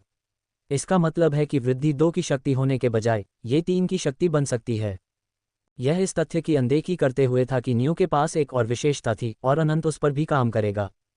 नियो के पास पहले से ही अन्य देवताओं की तुलना में दिव्य ऊर्जा का एक बड़ा भंडार था। ये कौशल उसके मजबूत बिंदुओं को मजबूत करेगा। पागल, नियो बस इतना ही कह सकता था। अनंत से अगले स्तर तक जाने वाले उसके गुण के विकास की डिग्री विनाशकारी रूप से उच्च थी। यह मेरे द्वारा अनुभव की जा रही हर चीज़ के कारण होना चाहिए। विकास के विकल्प देवता के व्यक्तिगत अनुभव से पैदा हुए थे। ये स्पष्ट था कि नियो, जो पिछले 4 दशकों में नरक और इससे भी बदतर दौर से गुजरा था, उसे चुनने के लिए शक्तिशाली अद्वितीय कौशल प्राप्त होंगे। प्राइमोजेनिटर काफ़ी अमूर्त था। इससे उसे अपने गुणों, शारीरिक क्षमताओं, जादू मंत्रों के विकास की दिशा को संशोधित करने में मदद मिलेगी। उदाहरण के लिए, जब उसका माइंड कंट्रोल ग्रेड 1 के शिखर पर पहुंच गया तो उसे रैंक अप के विकल्प के रूप में भावना नियंत्रण और ब्रह्मशिल्प अद्वितीय कौशल मिल सकते थे। लेकिन अपने प्राइमोजेनिटर गुण के साथ वह अपने माइंड कंट्रोल गुण के विकास की दिशा को नियंत्रित कर सकता था। ऐसा करने से उसे सूक्ष्म हेरफेर और मास प्रभाव जैसे अद्वितीय कौशल विकास के लिए अलग अलग विकल्प मिल सकते थे। या ऐसा नियो ने सोचा। प्राइमोजेनिटर अद्वितीय कौशल की बुनियादी जानकारी जो उसके दिमाग में आई थी वह सीमित थी। उसे यह समझने के लिए कौशल का उपयोग करना होगा कि यह कैसे काम करता है। यह एक अच्छा कौशल लगता है, लेकिन ये बहुत जटिल है। इसे चुनना एक जुआ है। क्या होगा अगर संशोधन मामूली होंगे? नियो के विचार तब समाप्त हो गए जब एक कीड़ा ने उसकी गर्दन काट ली। वह मर गया। समय चलता रहा। आपकी मृत्यु के 12 घंटे बीत चुके हैं। आपको बलपूर्वक पुनर्जीवित किया जाएगा। त्रुटि, आपके पास अमर के लिए कोई स्टैक नहीं बचा है। त्रुटि, आपके पास अमर के लिए कोई स्टैक नहीं बचा है। त्रुटि, आपके पास अमर के लिए कोई स्टैक नहीं बचा है। त्रुटि, आपके पास कोई स्टैक नहीं बचा है। त्रुटि, आप करते हैं। त्रुटि, स्क्रीन चमकती रही। आधी रात को अमर कौशल ने एक नया स्टैक प्राप्त किया और नियो पुनर्जीवित हो गया। मुझे विकल्प देखने दो, क्या तुम देखोगे? नियो ने दहाड़ लगाए। उसने नीचे की ओर वार किया। हवा फट गई और जहां तक आंखें देख सकती थीं वहां तक जमीन फट गई। उसका हमला, शक्तिशाली होते हुए भी, कीड़ों को कुछ नहीं कर सका। लानत है। नियो ने अपना ध्यान अपने अद्वितीय कौशल विकल्पों पर केंद्रित कर दिया। फाइनलिटी का वर्णन संक्षिप्त था। कौशल मृत्यु तत्व महारत के उच्च स्तरीय संस्करण की तरह लग रहा था। ये सच होने के लिए बहुत अच्छा लग रहा था और नियो जानता था कि वह ऐसा क्यों महसूस कर रहा था। फाइनलिटी में निश्चित रूप से एंजल को नुकसान पहुंचाने की शक्ति है, लेकिन क्या मैं इसका उपयोग कर सकता हूं? यदि मृत्यु पर उसकी वर्तमान महारत फॉर्मूला 1 रेस कार के बराबर थी तो फाइनलिटी एक स्पेस शटल थी। दोनों वाहन तेज थे, लेकिन उनकी गति में अंतर अतुलनीय था। फाइनलिटी उसे तुरंत स्पेस शटल का उपयोग करने की अनुमति देती। लेकिन मेरे पास स्पेस शटल चलाने के लिए ईंधन नहीं है। वाहन बदल सकता है, हालांकि इसे चलाने के लिए अभी भी ईंधन की आवश्यकता है। नियो की दिव्य ऊर्जा शुद्धता स्पेस शटल को ईंधन देने में सक्षम होने से बहुत दूर थी। उसे अपनी दिव्य ऊर्जा शुद्धता को प्रशिक्षित करने और बढ़ाने के लिए काफ़ी समय का उपयोग करने की आवश्यकता होगी। उस समय तक उसकी मृत्यु तत्व महारत स्वाभाविक रूप से फाइनलिटी अद्वितीय कौशल के स्तर तक पहुंच सकती थी। फाइनलिटी कौशल में अभी भी इसके वरदान थे। वह अनिश्चित काल तक कौशल का उपयोग करने में सक्षम नहीं हो सकता है। हालांकि वह कम से कम कुछ सेकंड के लिए इसका उपयोग जरूर कर सकता है। यदि वह एंजल के महत्वपूर्ण भागों को नुकसान पहुंचाने के लिए कौशल का उपयोग करता है तो उसके पास इसे नीचे लाने का मौका हो सकता है। ऐसा कोई तरीका नहीं है जिससे एंजल मुझे आसानी से उसके महत्वपूर्ण अंगों तक पहुंचने दे। नियो ने अपना सिर कड़वाहट से हिलाया। एंजल पर घातक चोट छोड़ना किसी ऐसे व्यक्ति के लिए बहुत बड़ा लक्ष्य था जो बिना उचित प्रतिरोध किए कीड़ों से मर रहा था। कौशल विवरण पढ़ने के बाद नियो ने सोचा कि उसे क्या चुनना चाहिए। अनंत एक अनंत दिव्य ऊर्जा पूल होने से अलग नहीं था। प्राइमोजेनिटर ने उसे अपने विकास को अनुकूलित करने, उस विकास को हटाने की अनुमति दी जो वह नहीं चाहता था, और केवल उस विकास को रखने की अनुमति दी जो वह चाहता था। कौशल के साथ वह एक अद्वितीय प्राणी बन सकता था। फाइनलिटी ने उसे मजबूत मारक क्षमता दी। यह एक सरल लेकिन शक्तिशाली कौशल था। मुझे लगता है मैं इसे चुनूंगा। नियो ने अपना निर्णय लिया। जब वह धरती को हिला देने वाले परिवर्तनों से गुजरा तो उसके कोर से ऊर्जा निकलने लगी। उसके नीचे की बंजर जमीन हिंसक रूप से कांप उठी। जली हुई जमीन पर दरारें मकड़ी के जाले की तरह फैल गईं। हवा तनाव से भरी हुई एक अलौकिक चमक के साथ झिलमिलाया और वातावरण में एक धीमी गुनगुनाहट गूंज उठी। उसने सफलता प्राप्त की। पिछले कुछ दिनों का दृश्य जहां उसका शरीर टूट गया और पुनर्जीवित हो गया, कीड़ों से लड़ते हुए और भी मजबूत होता गया, कुछ अलग तरीके से दोहराया गया। अतीत के विपरीत उसकी आभा के कारण होने वाली तबाही बहुत विशाल थी। बर्फ से ढकी चोटियां धूल में मिल गईं, जमीन टूटने लगी और हवा ऊर्जा से भर गई। जब सफलता समाप्त हुई तो नियो ने सड़ा हुआ सांस छोड़ा। उसने आश्चर्य से अपने शरीर को देखा। वह खुद को असीम शक्ति से भरा हुआ महसूस कर सकता था। उसका शरीर हल्का महसूस कर रहा था और हर कदम पर वह सैकड़ों मीटर की दूरी तय कर सकता था, जो कि सामान्य ग्रेड 5 एम्पायरियन डेमिगॉड की तुलना में कहीं अधिक तेज गति से चल सकता था। स्थिति Neo Hargreaves. Rank grade 5 Empyrean. दिव्य ऊर्जा शुद्धता ग्रेड 1 एम्पायरियन। आंकड़े शक्ति 586, गति 602, निपुणता 583, संविधान 597, भाग्य 0, आत्मीयता मृत्यु, छाया, अंधकार 0, जल, समय, पवित्र। जादू मंत्र नेक्रोटिक टच, महासागर का आलिंगन, सार श्वास, रिवाइंड जादू, निराशा की काली सुबह, छाया आंदोलन, छाया स्थान। मंत्र हे मृत्यु मेरे हाथ बनो, मेरे शत्रुओं को कुचल दो। हे मृत्यु मेरी तलवार बनो। हे छाया मेरी इच्छा से प्रकट हो और जासूसी करो, आकाश के नीचे एक क्षणभंगुर छाया। हे छाया उस रसातल से जहां आतंक रहता है, निकलो, रात के पंजे, खौफ के नुकीले दांत, मेरे हाथ से तुम्हारा पट्टा खींचा जाता है। हे छाया गोधूली के जानवर, छाया से बंधे अंधेरे झरने के रक्षक, रात के नुकीले दांतों और चमकती आंखों के साथ उठो, छायादार दांत मेरे सपने से। हे अंधकार इस आत्मा को रात की निराशा से चिन्हित करो, उनका साहस तोड़ो, उन्हें नंगा छोड़ दो। हे अंधकार उनकी सांसें चुरा लो, उनकी ताकत को खत्म कर दो। विशेषता रक्तरेखा विशेषता मृत्यु का सम्राट। खंडित विशेषता मन आक्रमण। खोज बारबाटोस का प्रशिक्षण पूरा करें, भाग 2/0 पूरा हुआ। दुनिया के अंत की खोज। उसके आंकड़े सामान्य ग्रेड 5 एम्पायरियन डेमिगॉड की तुलना में हर आंकड़े में 150-200 अधिक थे। यह उसके प्रशिक्षण और पिछले 4 दशकों से अपने विरोधियों को भस्म करने के लिए अंधेरे का उपयोग करने के कारण संभव हुआ। अपनी बुरी किस्मत के कारण नियो को इतने सारे आंकड़े प्राप्त करने के लिए अनगिनत प्राणियों को भस्म करना पड़ा। वह कई बार लगभग पागल हो चुका था, लेकिन जब उसने पागलपन पर काबू पाया तो इससे उसे सच्चे अंधेरे की अवधारणा हासिल करने में मदद मिली। नियो ने 5वां ट्रेल पूरा करने के बाद पवित्र तत्व प्राप्त किया, जो ग्रिम रीपर बनना था। जहां तक माइंड इन्विजन को स्थायी बनाने की खोज का सवाल है, उसने इसे गया की बदौलत पूरा किया। वह खंडित विशेषता को उसके अस्तित्व के बीज में स्थायी रूप से मिलाने में सक्षम थी। उसकी मदद के बदले में उसने नियो से उसे हत्याओं से बचाने और अन्य समस्याओं को हल करने में भी मदद करने के लिए कहा। यही कारण था कि उसने थानाटोस की भूमिका निभाई। खोज का इनाम 3 लिंकलॉक थे। लिंकलॉक ने उसे अपने गुणों को एक साथ बांधने की अनुमति दी। मजबूत विशेषता कमजोर विशेषता को साथ खींच सकती थी और वह इसे और अधिक आसानी से ऊपर ले जा सकता था। वर्तमान में उसने मोनार्क ऑफ डेथ और माइंड इन्विजन को बांधने के लिए एक लिंकलॉक का उपयोग किया था।